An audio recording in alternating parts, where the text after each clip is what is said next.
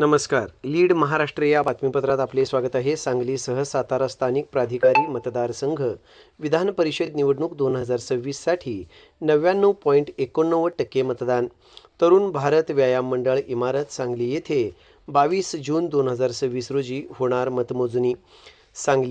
सांगलीसह सातारा स्थानिक प्राधिकारी मतदारसंघ विधान परिषद निवडणूक 2026 साठी सरासरी 99.89% मतदान झाले.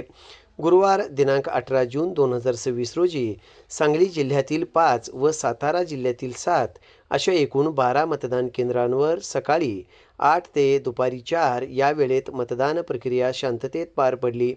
या मतदानाची मतमोजणी सोमवार दिनांक 22 जून 2026 रोजी सकाळी 8 वाजता तरुण भारत व्यायाम मंडळ इमारत सांगली येथे होणार आहे. आमच्या भारतीय जनता पार्टीचे उमेदवार कदम साहेब हे उभे आहेत आणि निश्चितच आज जर वातावरण बघितलं तर सांगली जिल्ह्यातून पुऱ्या ताकदीनं म्हणजे कुठेही गालबोट लागणार नाही अशा पद्धतीनं हे मतदान होते.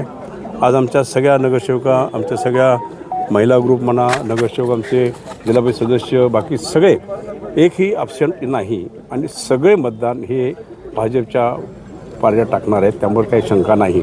त्यामुळं आमचे उमेदवार निश्चित विजयी झालेलेच आहेत आज असं मी डिक्लेअर करतो.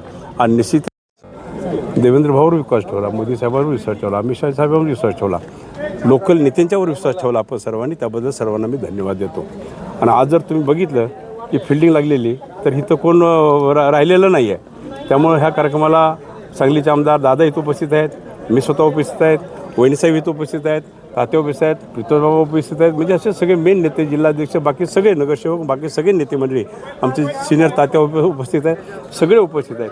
त्यामुळं आज निश्चितच मतदान चांगल्यापैकी होणार आहे. सांगली जिल्ह्यातलं मतदान हे 100%, 101% हे भाजपलाच पडणार आहे, हे मी आपल्याला विश्वासानं सांगू शकतो.